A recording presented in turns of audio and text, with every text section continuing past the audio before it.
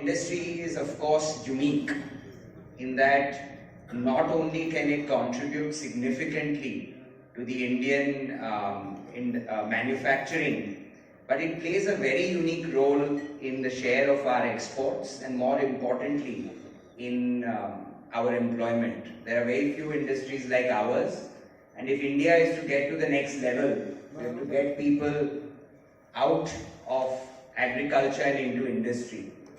And ours is the natural industry that has to lead and shape that whole transition that India will be making as it moves towards a $5 trillion economy. I'd like to start with the context, where we all are. We've been talking about this textile opportunity year on year, and we've always felt obviously that we can do so much more. But from a global economy, there is a massive recalibration going on. The entire world is thinking about how to de-risk China. CII had a senior delegation that went to Europe. I was a part of that delegation. And across, political parties, the thing on top of everyone's mind is how to recalibrate the world supply chain away from, in a sense, the China-Russia bloc. And this kind of geopolitical recalibrations do not happen often. It is a very unique thing that's happening today in the world. So with what happened with COVID and now with what is happening geopolitically, the world is rooting for India to wake up, stand up and grasp the opportunity. And I think that is the opportunity that we as entrepreneurs, we as people from industry have to be excited by, humbled by and actually grasp. $1 trillion of global trade in textiles, and we are second largest with a close to 5% share. And you know the numbers of China, they are upwards of 30%. So look at the amount of trade that has to move to South Asia. Defining transition, and it's up to us to really make that happen. So we often go to the government with our long laundry lists of asks. Of course, there are some very legitimate asks as well, on the free trade agreement, tie-ups, on, the rollout of the PLI, the Mitra scheme. These are all very bold policy interventions that can make such a big difference. And I must say, the alacrity and focus with which the government is rolling them out, I think you compare to other sectors, I think our sector is the only one which has a major policy announcement happening every 6 to 7 months. And that shows, the seriousness with which the policy makers are looking at this industry. But now it's also up to us on figuring out how to bring out these animal spirits so that we can invest in these new opportunities. We have to diversify into man-made fabrics. 60% of the global trade is MMF. We are a cotton powerhouse, but we are a non-entity on MMF. It's a whole new risk profile we have to adopt. How do we do that? I think diversification into MMF is a critical priority. Scaling up our garment sector. Bangladesh is equivalent to one state of India, and they have twice the size of our garment exports. I think that's a very humbling statistic which needs to be fixed. And I think with PLI2 and various other initiatives, I think we have to really step up and make verticalization happen. Technical textiles is a nascent opportunity which we can dominate. Sustainability. We can leapfrog it with the way our Prime Minister is investing in making India a clean energy powerhouse.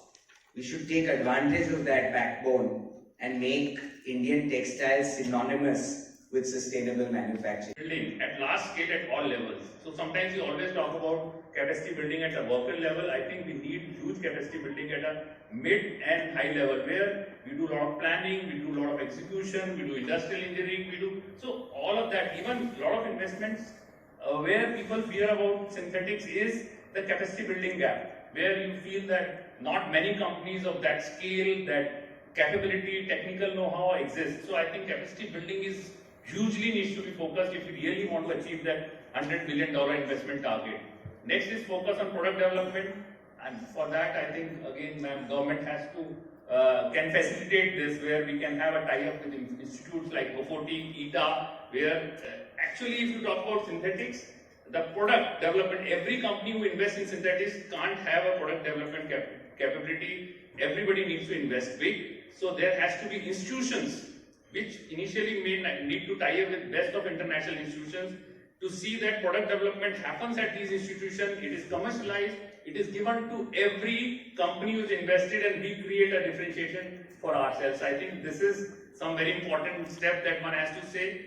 Take strong focus on achieving manufacturing excellence, incorporating sustainability and digitalization. That's what we talked about, that we can leapfrog 10 years and be the leader if we do focus on manufacturing excellence, sustainability and digitalization. And last is definitely, I would always say, India 90-95% will be investment will happen by Indians only.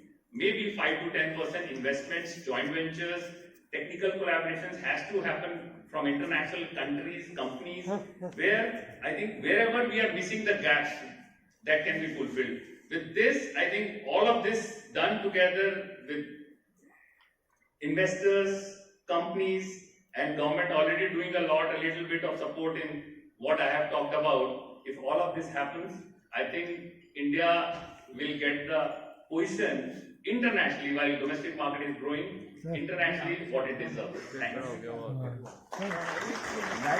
Annual edition of TEXCON. Given the circumstances we face today in the textile and apparel industry, the theme of competitiveness is particularly relevant, and the theme of emerging opportunities is particularly relevant.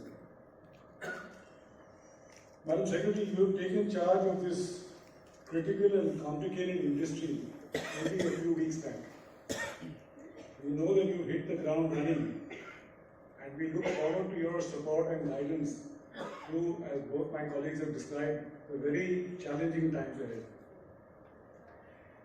I believe our situation today is best summed up by Charles Dickens' opening lines in A Tale of Two Cities. It was the worst of times, it was the best of times. It was the season of light, it was the season of darkness, it was the spring of hope, it was the winter of despair. This kind of sums up the crossroads that the Indian apparel and textile industries find itself in right now. Indeed, it has been a seesaw ride these last few years. Even pre-COVID, we had some stagnation in our industry. The onset of the pandemic took a huge toll across our industry, across many industries in India. But this was followed by a relative boom with record cotton prices, high capacity utilization across the different segments of the supply chain in textiles. But in recent months, demand has again tapered off. The Western economy. And Kulin talked about this, and I want to just go into a little more detail, that in recent years, there are two seismic shifts which have taken place in the international supply chain. First, the China Plus One strategy, and where overseas brands are, and the second is that overseas brands are looking to compact, looking to make the supply chain shorter, and particularly gunning for a local strategy.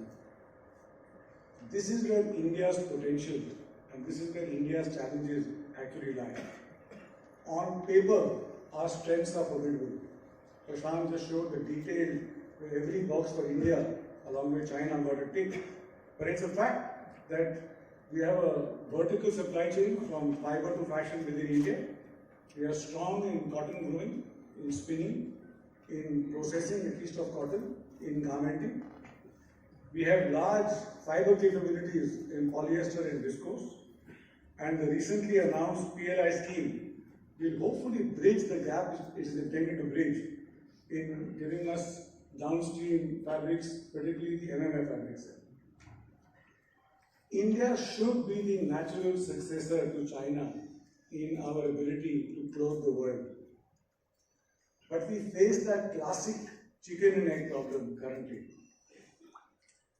Customers are not coming into India because we lack competitiveness, we lack size, we lack scale. And we in the industry are not investing in that size and scale because customers are not coming into India. And unless we sort this conundrum out, I'm afraid in future annual edition of TEXCON, we're going to be perhaps bemoaning the fate as we've done in the past. It's a fact that we've lost in the business is shifted away from China. It has not come towards India, it has gone more towards Vietnam and Bangladesh. And I expect that today's speakers will address these very vital themes and throw some light on the road ahead.